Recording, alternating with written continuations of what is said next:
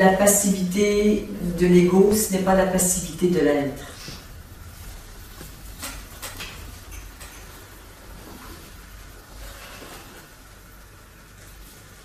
Il est juste absolument nécessaire que vous compreniez cela.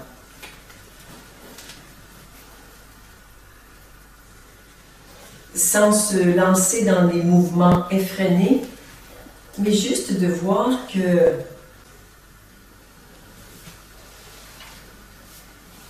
est-ce que je suis prête à me lever au cœur de ma vie et à l'assumer.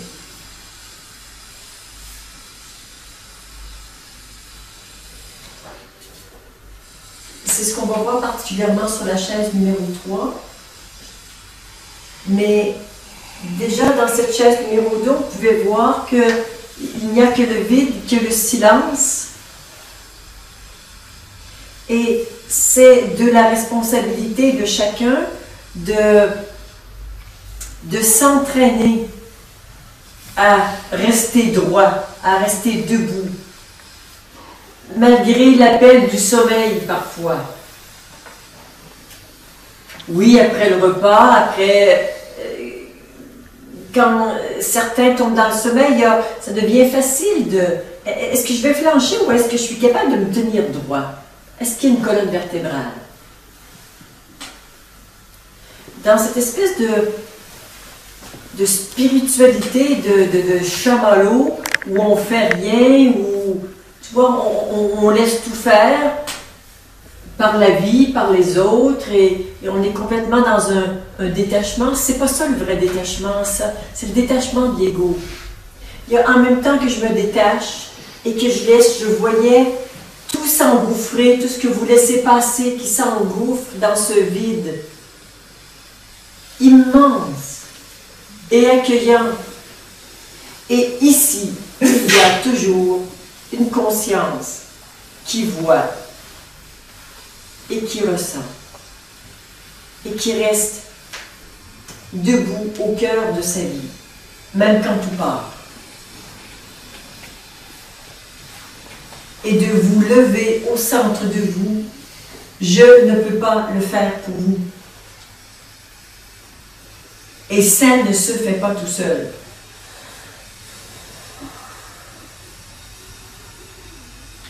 Papa, maman, c'est terminé. Vous êtes des adultes, vous vous levez et vous assumez votre vie.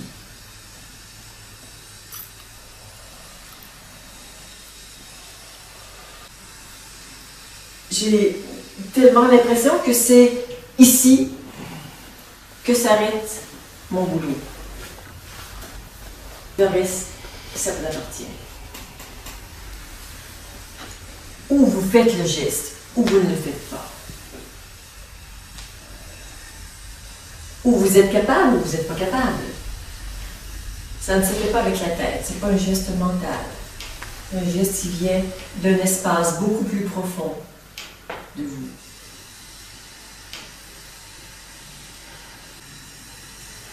Et c'est à la portée de tous. Sauf si vous vous excluez. Et vous êtes le créateur de cette exclusion, qui n'est pas votre état naturel. Votre état naturel est un état d'ouverture, de possibilités infinies. Que vous en soyez conscient ou inconscient, vous êtes en train de créer votre vie telle qu'elle se déroule en ce moment.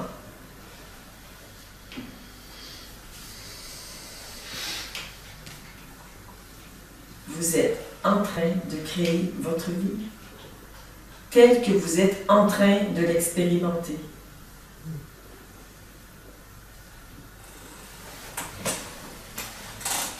Puissiez-vous avoir la conscience qu'en cet instant, je crée l'expérience, je vis l'expérience et je suis l'expérience. Je suis tout cela à chaque instant.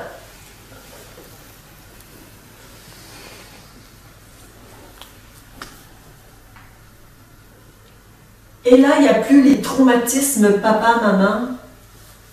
Il y a juste, est-ce que je peux devenir conscient de ça maintenant? Parce que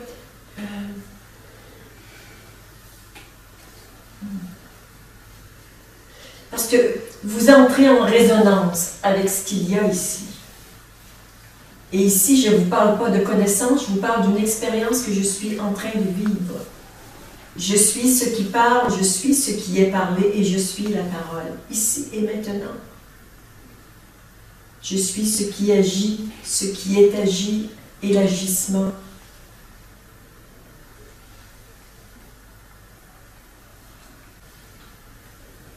Quelque chose en vous sait cela. Je ne fais que réveiller cette connaissance intime et profonde que vous avez. Et je fais appel à un autre espace de vous qui n'est plus l'espace de l'ego. Nous en avons suffisamment parlé. Nous y reviendrons s'il le faut.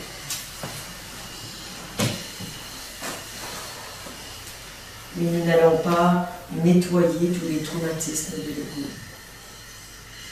Plusieurs parmi vous sont prêts à passer à autre chose. C'est vraiment... Je suis beaucoup interpellée par la magie des chiffres, tu vois. On va de 1, 2, 3, 4, 5, 6, 7, 8, 9, et si on n'a pas compris, on recommence à 1 jusqu'à 9, et on fait ça, et on fait ça. Ça, c'est le jeu de l'ego. Et on peut recommencer sans fin. Ajoutez un 0.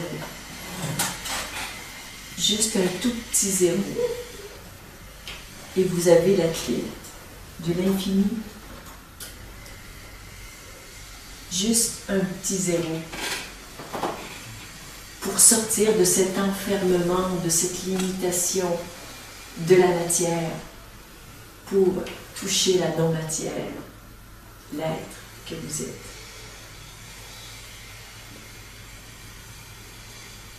Tant de zéros sont disponibles juste pour vous montrer le chemin. Vous devez faire le choix conscient de changer de camp.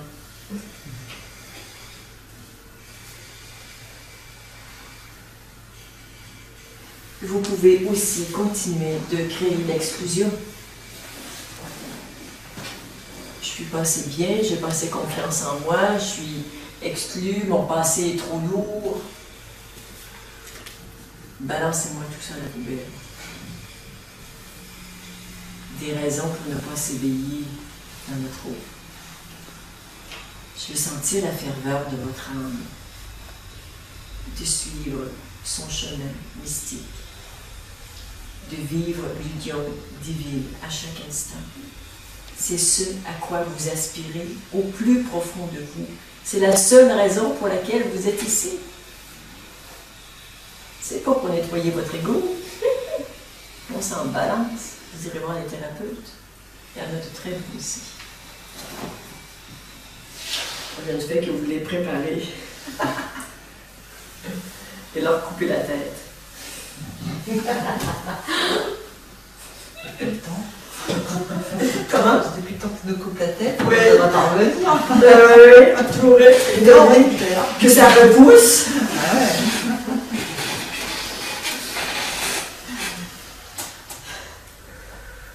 C'est juste le jeu qu'on a décidé de jouer ensemble. Je me prends pas au sérieux avec tous mes trucs spirituels, mais pas du tout. Mais j'avais envie de vous dire ça comme ça, de vous balancer ça en pleine voix. Et on va bien voir ce que ça va faire. Ça, c'est fait.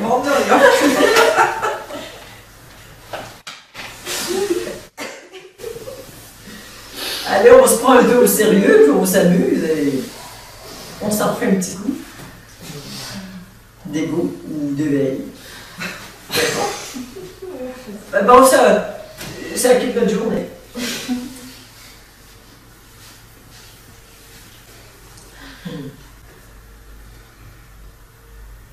une des vidéos que je préfère est celle qui s'intitule « La Divine Comédie ». Ça parle bien de ce jeu tragique et lourd et sombre de ces lugubres années dans l'ego. Et puis de cette sortie joyeuse de ce monde. Et que tout ce que je peux vous dire de plus beau, de plus inspiré, fait partie de ce jeu. J'ai un petit talent d'orateur, de temps en temps, j'aime bien comme ça aller en grande pompe et vous faire le grand truc. Ça m'amuse.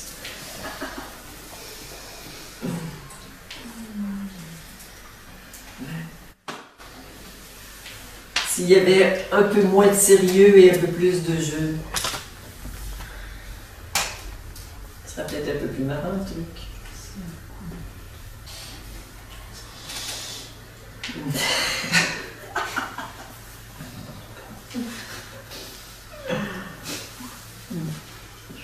Déchaînez-vous. Enlevez vos chaînes.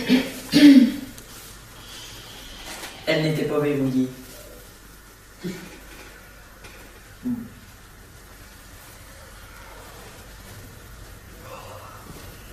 Pour des raisons sans doute absurdes, on joue à s'enchaîner et à se déchaîner.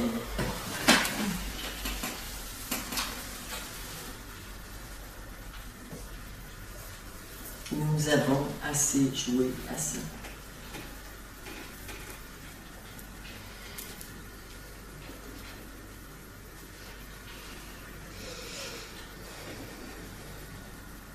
Certains ont encore besoin de moisir dans leur prison, encore quelques années, de bien ressentir l'inconfort, l'humidité, l'enfermement, avant de se lever au milieu de tout ça et de tout foutre en l'air.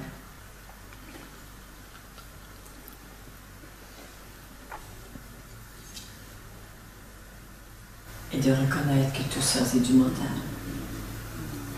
C'est que du mental.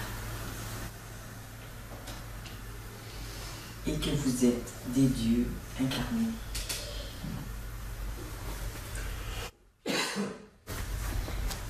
Je l'ai dit ce matin, ce midi, aux gens à table. Mais il y a une phrase qui m'est apparue il y a quelques mois que je trouve toujours d'une émouvante beauté. Je suis né du désir de Dieu de s'incarner sur terre. Il n'est pas ailleurs sur d'autres plans de conscience, il n'est pas caché. Il avait un brûlant désir de s'incarner dans des êtres humains. Et nous sommes le résultat de son désir de s'incarner sur terre. Nous sommes là pour vivre cette expérience et rien d'autre. D'un Dieu vivant incarné sur terre.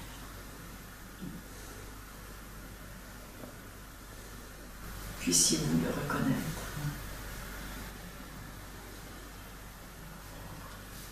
Il ne viendra pas vous sauver. C'est vous.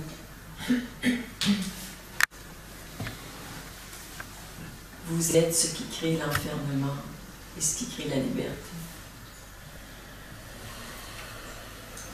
Vous le créez en cet instant.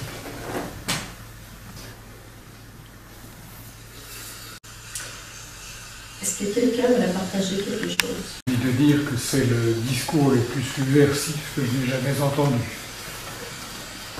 J'entends par là qu'il vient renverser les manières habituelles de voir, les détours dans lesquels on peut être au plus profond de soi-même, pour décréter que nous sommes pris dans un jeu d'enfermement, avec un consentement personnel qui s'ignore, qui ne veut pas le savoir. Je trouve que c'est les discours les plus subversifs que je n'ai jamais entendus. C'est violent. C'est ainsi que je le reçois. Et en parlant, j'ai un cœur qui bat très très fort. Et ça me renvoie à un rêve que j'ai fait cette nuit, qui était très simple. J'étais en voiture dans une plaine, et en face de moi, il y avait une voiture qui était là, et qui manifestement était en accord avec un autre complice quelque part. Et quand je suis passé devant, j'ai compris qu'il donnait signe à l'autre qui m'attendait un peu plus loin. Et j'étais au volant de ma voiture et j'ai accéléré pour quitter tout ça. Et je me suis dit, waouh, qu'est-ce que ça veut dire tout ça? Et en t'entendant, le sens du rêve m'apparaît s'ouvrir comme la nécessité d'échapper à ceux qui nous tiennent, mais ceux qui nous tiennent, ce sont des parts de nous-mêmes. Enfin voilà, c'est vraiment d'un jet que sort tout ça. C'est très beau. C'est tellement beau.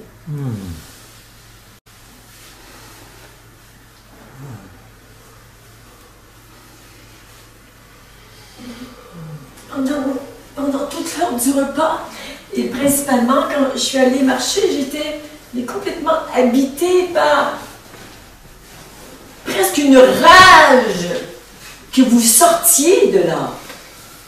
Mais j'ai dit, mais si je dois les frapper pour qu'ils sortent, je vais les frapper. C'est ce que j'ai fait. C'est ce que j'ai fait. Avec toute la violence dont je suis capable. Sortez de votre trou de merde. Vous n'avez pas besoin d'y rester. Vous faites le choix inconscient d'y rester, mais ça ne peut plus être inconscient, maintenant c'est vu. Tout le monde l'a vu. Tout le monde l'a vu. Ça suffit. On s'en est assez parlé. Faisons les grenouilles. Oui. Tu étais prêt, Michel. Tu étais complètement prêt. Avec toutes tes résistances, tu étais parfaitement prêt pour être ici. C'était ta place. Il n'est pas fini, ça. Il n'est pas fini. Mais en train de se passer un moment important. Mais en même temps, la beauté divine de tout ça, c'est tout ce que tu as vécu hier et ce matin, ce que tu nous as dit, ce que ça a fait sur toi de dire ça, ce que ça a fait sur chacun que tu dis ça. C'était divin. On avait besoin d'entendre ça. Pour que naisse en moi une espèce de folie, de... Mais il va pas me le faire. Qu'est-ce que je vais pas te faire? Ouais. Le truc de je reste dans l'ego. Et Maïté, tu vois, qui fait son petit truc aussi avec son enfant, c'est de la démence. J'y crois plus. J'ai plus envie de croire ça. J'aime bien se bercer. Moi, j'ai pas envie de vous bercer aujourd'hui. Ah, ça, j'ai remarqué. Hier un peu, mais c'était juste pour vous amadouer.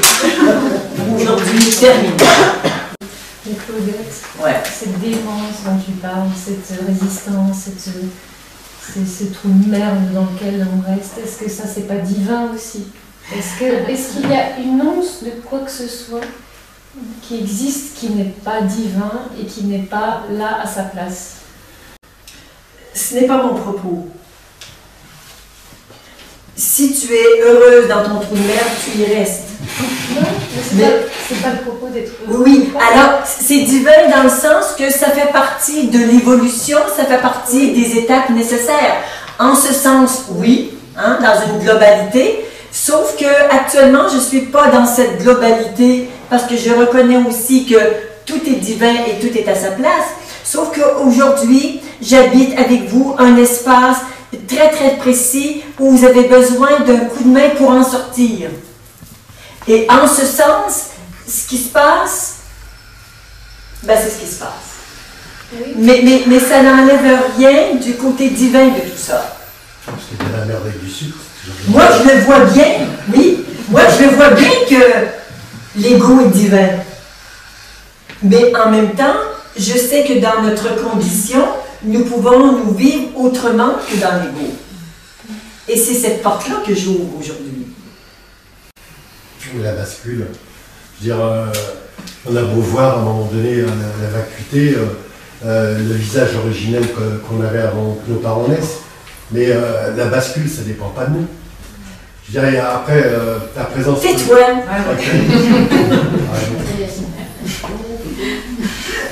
T'es en train de chercher des raisons pour peut-être t'éveiller, mais ça marche pas. Non.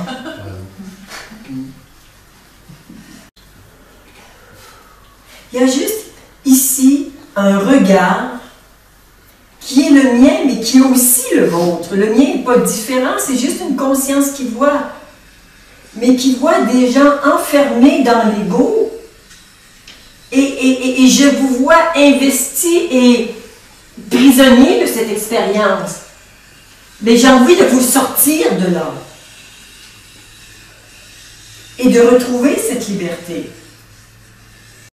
Oui, Daniel. J'aime vraiment le mot qui m'est venu, c'est vraiment pathétique par quoi tu as commencé. Et j'aime vraiment la force, l'énergie, la détermination. La détermination, tu l'as un petit peu adouci à un moment donné, mais tu l'as repris. Et moi, ça me touche vraiment très profondément.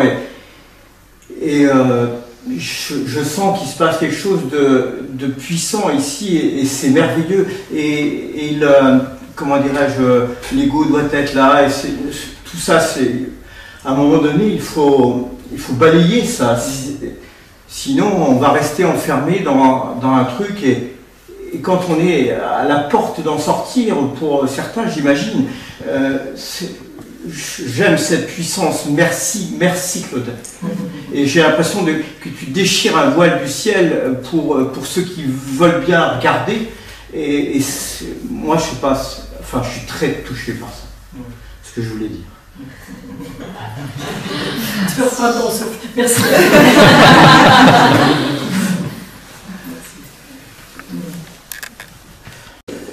Je sens cette puissance. Moi, j'ai senti cette puissance, cette énergie. Je me balayée par cette énergie et c'est merveilleux. Par contre, je ne sens pas d'effondrement. Non, en fait, ce qui se produit, si on veut regarder de près la mécanique de ça, le problème qu'ont les êtres humains et que nous vivons à partir de l'ego, c'est une succion, c'est une identification. La conscience que je suis est identifiée à la forme. Ce que je tente de faire, c'est juste prendre une distance. L'ego est encore là, ne vous inquiétez pas. Mais juste, il y a une distance. Je vois l'ego et moi, puissiez-vous avoir la grâce de voir que je suis. Et là où il n'y a pas de forme et de limite, c'est ce que vous êtes. C'est juste ça, une désidentification. Après, ça peut prendre vraiment toutes sortes de formes. De rêves, d'expériences, il y a l'après-stage. Et là, moi, je ne réponds de rien. Vous vous occupez de ramasser les pots cassés. Moi, je casse les pots. Vous les ramassez. Vous passerez l'aspirateur. Maintenant que votre cœur fonctionne bien pour tout aspirer. Mais c'est vraiment ça. Et par cette désidentification, arrive le sentiment de cet espace infini qui peut-être n'était pas vu avant, ou qui maintenant est vu, mais est vu en tant que je suis. Ce n'est plus quelque chose que j'ai, c'est pas que j'ai une présence, mais je suis cette présence. Et je n'ai jamais été rien d'autre que cette présence qui s'expérimente dans une forme particulière. Alors, il y a, je me rappelle quand c'est arrivé lors de mon stage avec Gangaji, bon, chez moi, ça s'est présenté comme ça. Le jour 1, c'était un stage sur l'énéagramme. Donc, des identifications du corps. J'ai été malade. Bon, j'ai failli en crever tellement mon estomac se tordait. Et un jour, je me regardais dans le miroir, au moment de rejeter ce qu'il n'y avait plus dans l'estomac. Et j'ai vu que le corps pouvait tomber par terre et que je serais toujours là. Vous pouvez le cribler de balles, ce corps. J'en suis complètement détachée. Je ne suis pas ce corps. Et le lendemain, je suis entrée dans une émotion qui était forte pour mon type de personnalité, qui a un mépris de soi, mais je n'étais que mépris de soi. Et pendant toute la journée, il n'y avait rien en moi qui était autre chose que du mépris. Et puis ça s'est détendu et le mépris est parti. Et ça me dit, c'est la deuxième étape. Je ne suis pas ce corps, je ne suis pas mes émotions. Et la troisième étape s'est produite au troisième jour, alors que Gamgaji nous parlait un soir d'un ton solennel, peut-être un peu moins déterminé que le mien. Mais elle nous a dit, je vais vous demander ce que mon maître, je vais vous demander de faire ce que mon maître m'a demandé. Arrêtez le mental. Et quand elle a dit arrêtez le mental, j'ai arrêté immédiatement. Je ne sais pas comment. Et dans cette fraction de seconde où le mental était arrêté, la grâce qu'elle porte, cette Gamgaji, m'a heurté de plein frais, et c'est de plein fouet, et c'était terminé. J'ai besoin d'une seconde d'inattention de votre mental pour trouver la fissure et vous bombarder, mais à jamais, de ce qui m'habite, de cette grâce, de qui vous êtes, de cette grâce de vivre cela en conscience. Il en faut si peu pour quelque chose de si grand. Et il y a eu à ce moment des identifications du mental. Et la nuit qui a suivi, j'ai eu l'impression d'être l'univers qui jouait avec lui-même. Un peu comme si j'étais aux commandes d'un Boeing 747 et que, comme une gamine, je m'amusais à appuyer sur tous les boutons pour à tout essayer. Alors j'ai fait des voyages astro, j'ai tout fait, tout ce que je pouvais jusqu'à 4 h du matin, jusqu'à ce que je sois épuisée. J'ai joué avec le truc. Et le truc, c'est moi. Je suis tout cela. Et le lendemain, j'ai dit, je ne parlais pas bien anglais, mais je savais dire « I am free ». J'étais désidentifiée. Mais être désidentifié ne veut pas dire savoir qui je suis. Il a fallu encore quelques jours et quelques expériences pour que vraiment ce truc magnifique, c'est je suis. Et vous êtes cela aussi. Et cela n'est pas vu simplement parce qu'il y a adhésion, identification. Alors on ne va pas régler vos problèmes, on va juste essayer de vous dorloter un peu pour que ça ne fasse pas trop mal et pour se désidentifier, retrouver qui vous êtes. Chaise numéro 2. Là, on a bien donné. On a refait un passage ce matin, c'était pathétique. Et nous y retournerons si c'est nécessaire, mais pas dans ce stage. Foutez-moi la paix. On va passer aux choses sérieuses. Juste rayonner de la beauté, de l'immensité de qui je suis, de l'immensité.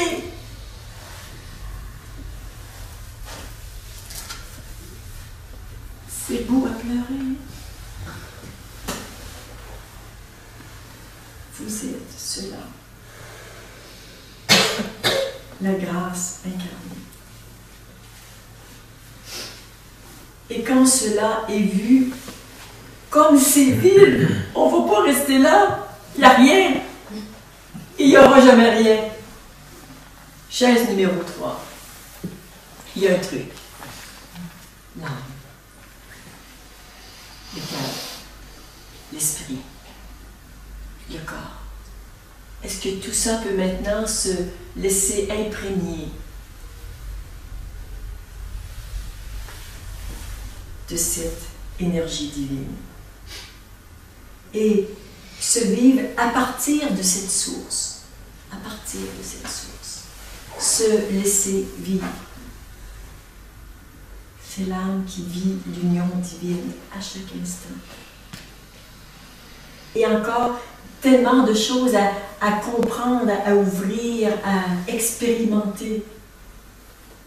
Mais c'est au moins un jeu intéressant.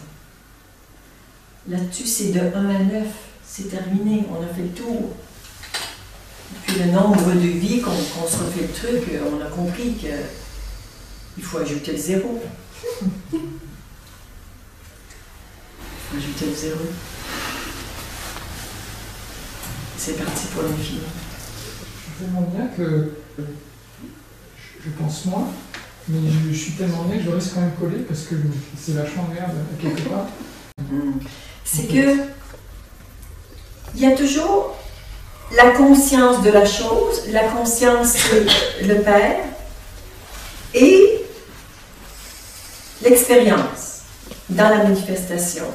Donc le fait d'être détaché amène une expérience de bien-être et ce que tu dis, c'est qu'il y a tendance fâcheuse, encore une fois, à cristalliser l'expérience. À ce moment-là, tu vois l'expérience, mais toi, tu n'es pas l'expérience. Tu es ce qui la voit. Tourne ton regard vers toi. Regarde-toi, celui qui voit. Et détourne ton regard de toi en tant qu'expérimentateur. Et reste en contact avec qui tu es. Et tu ne peux pas t'attacher au vide. Par contre, quand je dis tu ne peux pas, et en même temps, oui, bien sûr que tu peux, à partir de cet espace, cet espace, on va dire, de l'être ou de l'absolu, certains ont compris que c'était nettement plus confortable que la chaise numéro 3 où il y a un défi, où on a à assumer ses relations, son travail, le manque d'argent, la sexualité, tous les trucs, l'argent, c'est tout compliqué tout ça. Alors ils se cachent sur la chaise numéro 2, ils restent là. Alors ils sont bien collés à leur petit bien-être, mais ils n'osent pas vivre leur vie. Et ça ne marche pas. Ça tient un certain temps, mais ça ne va pas aller très loin. C'est l'identification à l'absolu. Mais nous sommes profondément des êtres absolus, s'expérimentant dans le relatif. Et on ne peut pas faire l'économie de ça.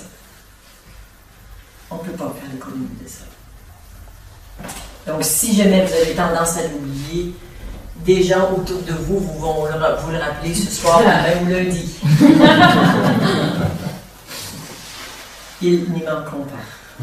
Si moi je dis je suis Laurence, c'est comme si je me scotchais à Laurence. Par contre, si je dis je suis, en partant de la conscience de l'expérience de la deuxième chaise, incarnée dans Laurence, du coup je ne suis plus identifiée à Laurence, mais je fais une expérience d'une humanité.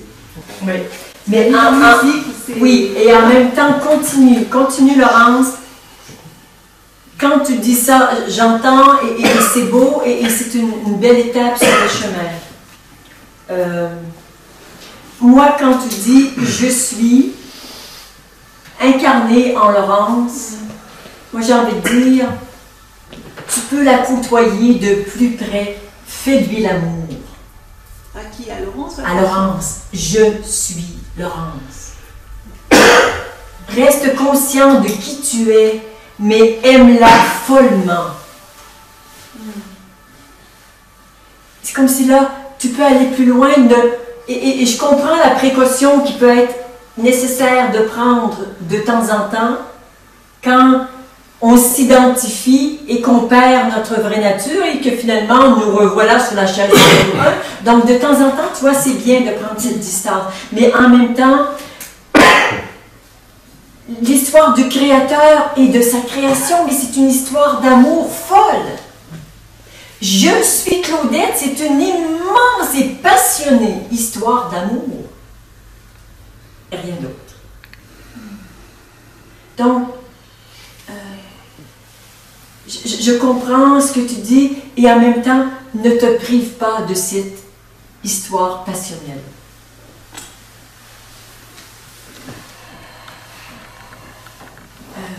Tu auras des indices quand tu vas être à nouveau identifié, quand tu vas te prendre pour Laurence. Tu vas retomber là, mais tu vas retomber sur tes pattes. Mais bon, c'est juste comme des jeux, c'est des expériences qu'on fait pour éveiller notre conscience. Mais juste faire attention de ne pas garder trop de distance. Pas tout le temps. Le vrai jeu de la chaise numéro 3, c'est sans distance. Je suis Dieu incarné dans cette forme. Boum! Et je m'amuse. Et je m'amuse.